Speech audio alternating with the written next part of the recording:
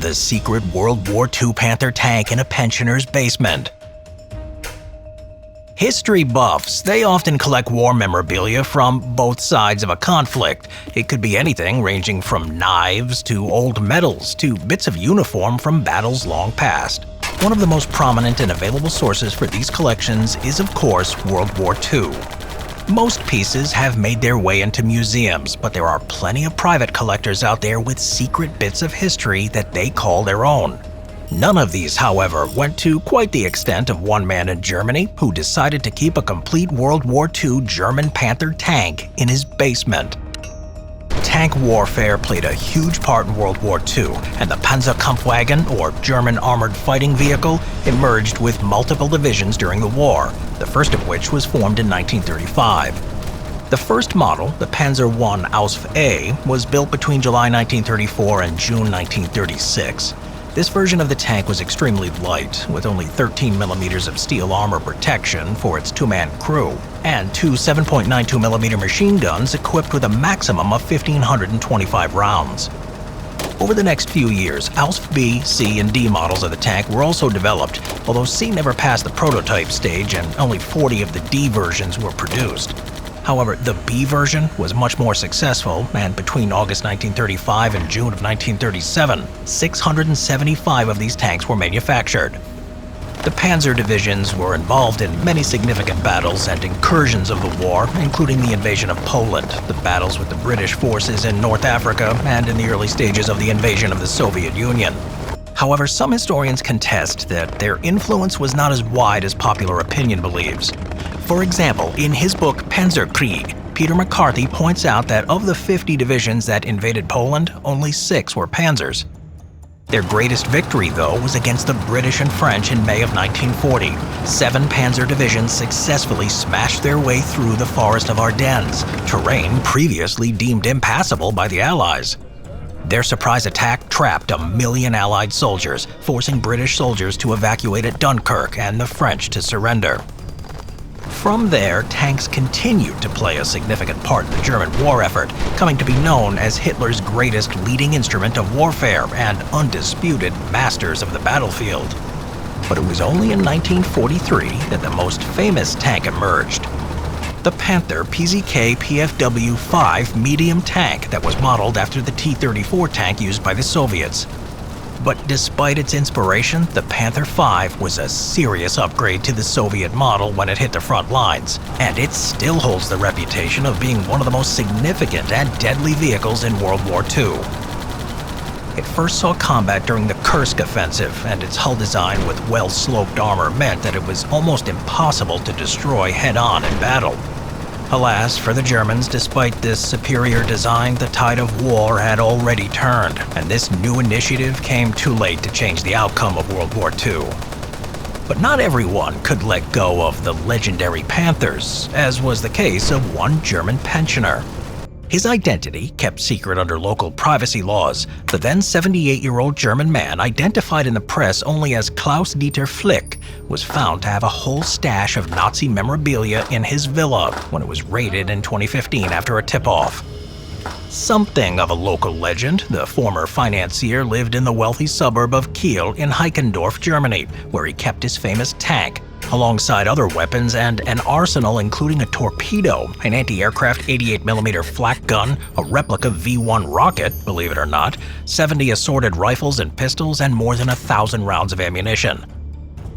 The elderly man also reportedly held a hoard of Nazi memorabilia in the villa, including mannequins dressed in Nazi uniforms, swastika pendants, busts of Hitler, and SS rune-shaped lamps. Overall, it didn't exactly give the impression that the man was simply interested in collecting these items for historical reverence. A month earlier, the German pensioner had found himself under scrutiny by Berlin prosecutors after officials were tipped off that there was a stash of stolen Nazi art in his villa. But that turned out to be the least of his problems when they realized what else his home contained.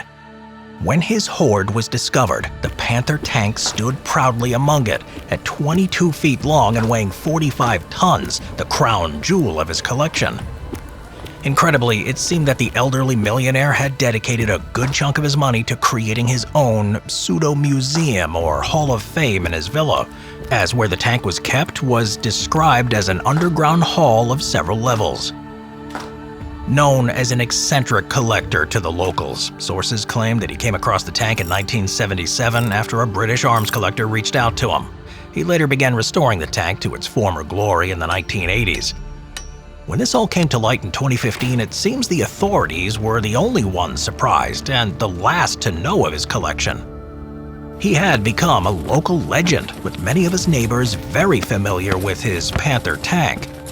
Heikendorf's mayor, Alexander Orth, was one such resident that wasn't surprised at all by the news. In fact, he told the press, quote, "He was chugging around in that thing during the snow catastrophe in 1978, end quote.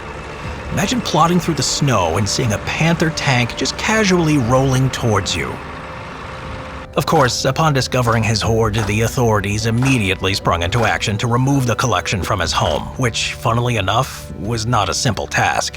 They had to call in the army, and it took 20 soldiers a total of 9 hours to remove the Panther tank from its basement home and secure it onto a flatbed truck.